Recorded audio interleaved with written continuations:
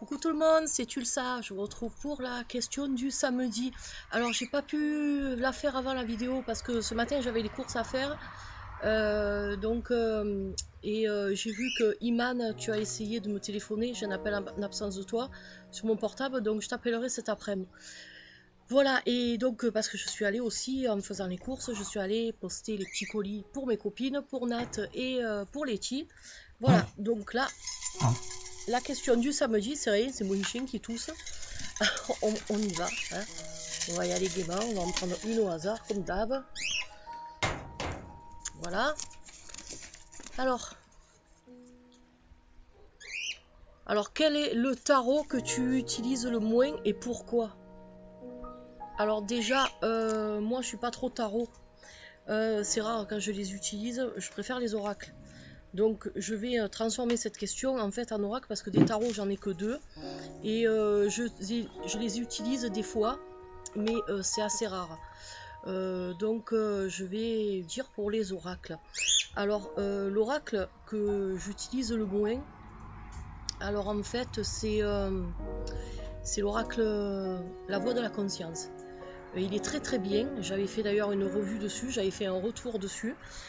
Mais le souci c'est que c'est un oracle c'est un oracle psychologique. Dixie, dégage de là, voilà, je suis désolée. C'est un oracle plus psychologique, c'est un oracle médecine en fait. C'est vraiment un oracle qui va aider à faire ressortir certaines choses que les gens ont en eux et qu'ils n'arrivent pas à exprimer et qui sont souvent la source de leur blocage ou de leurs problèmes.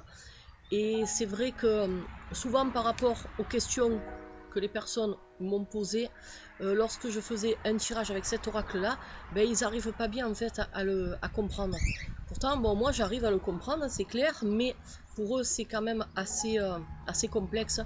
Donc ça fait que du coup les gens sont plus attirés quand même par des oracles de guidance ou alors des oracles divinatoires, mais pas tellement des oracles qui vont aider. Et c'est bien dommage d'ailleurs parce que c'est un oracle qui aide beaucoup.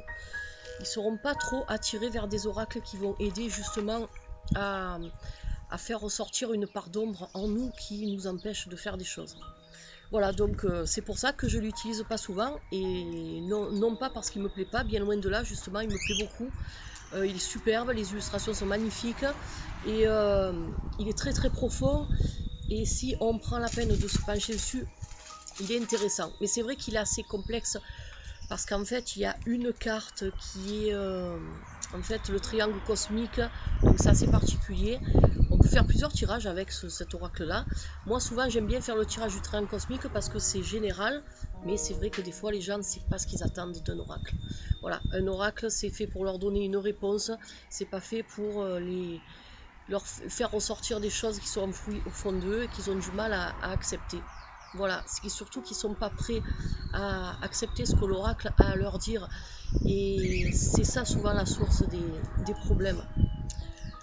Voilà, donc c'était ma question du samedi. Elle n'était pas très longue. Voilà, elle n'était pas très longue. Mais c'est vrai que à part ça, j'ai rien d'autre à vous dire. Au pire, je vais en tirer une deuxième. De toute façon, il y en a un peu au fond.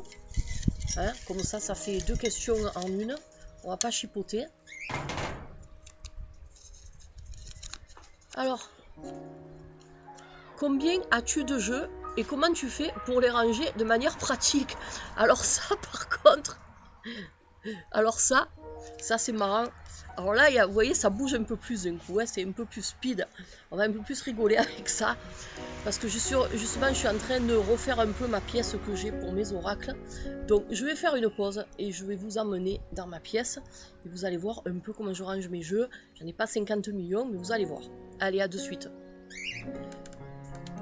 Alors donc, voilà, nous voici dans ma pièce plutôt, où je range mes jeux. Alors là, je suis en train d'aménager un coin, donc ça, provisoirement, je les ai rangés dans des meubles comme ça, voilà. En bas, il y a les livres. Alors, j'en ai pas 50 000, hein, vous voyez. J'en ai quand même, hein, j'en ai. Je vais pas pleurer non plus. Voilà. Hop. C'est dur de centrer quelque chose avec cet ordinateur. Donc je vais poser l'ordi sur un tabouret. Je me débrouille un peu parce que là c'est vraiment c'est pas évident pour vous faire des vidéos comme ça. Alors donc je vais vous montrer déjà les jeux. Alors on va commencer.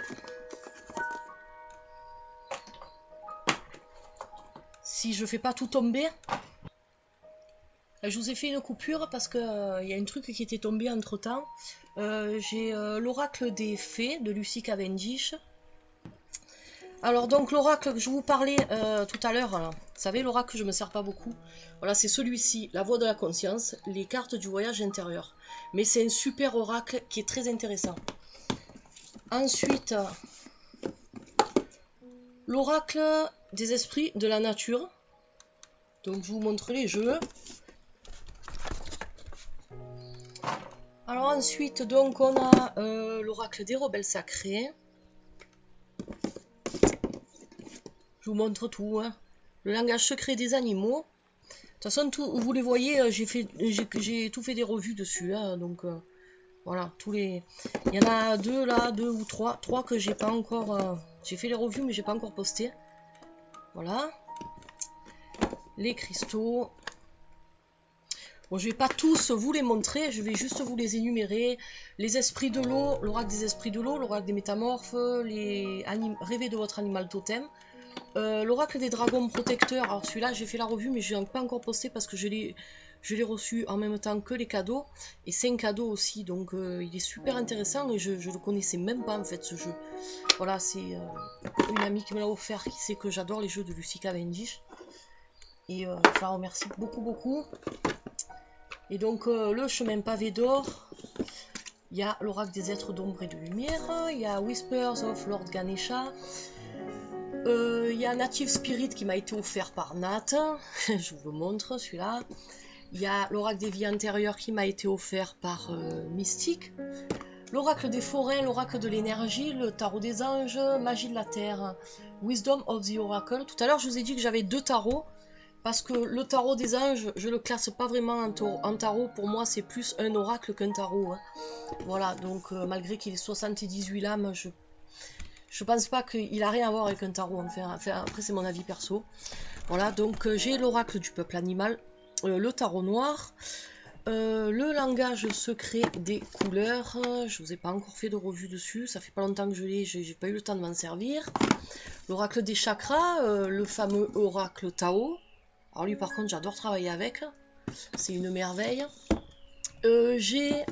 Alors après c'est dans des petites boîtes, j'ai l'oracle G, le tarot Barbieri, l'oracle bleu, l'oracle Liberty, que m'a offert Murgen, et l'oracle Béline, il est dans un coin parce que la boîte elle est assez fracas quand même, et donc il va falloir que je la répare. Voilà, donc là on a fait le tour de mes tarots et oracles, et puis là-dedans, il y a un oracle que je vais vous montrer, c'est l'oracle des grands peintres. Vous savez que je vous avais parlé dans une vidéo de samedi. Donc j'ai réussi à interpréter mes cartes. Ça a été assez simple quand même, parce qu'elles parlent assez d'elles-mêmes. Et donc prochainement je vais vous faire une revue. Voilà, donc je vous fais une coupure et on retourne sur la terrasse. Et voilà, donc de retour sur la terrasse. Bon, je vous fais des coupures parce que c'est pas la peine que vous me voyez traverser la maison et tout. Donc voilà, je vous ai répondu aux deux questions. Et voilà, en attendant, on verra un peu pour samedi prochain de toute façon les autres questions qui tomberont. Là, exceptionnellement, j'en ai fait deux parce que c'est vrai qu'une seule, c'est un peu léger. Pour la question du samedi, j'ai vite répondu. Et voilà, donc de toute façon, vous allez retrouver demain Célia, lundi Nat, mardi vous allez retrouver Solveig, mercredi Mystique, jeudi vous allez retrouver Canard Lupin et...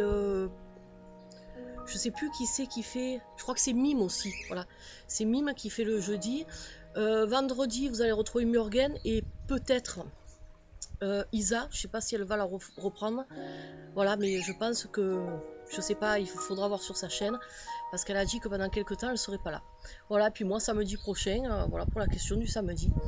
Je fais un gros bisou à Iman, Iki Army, elle se reconnaîtra.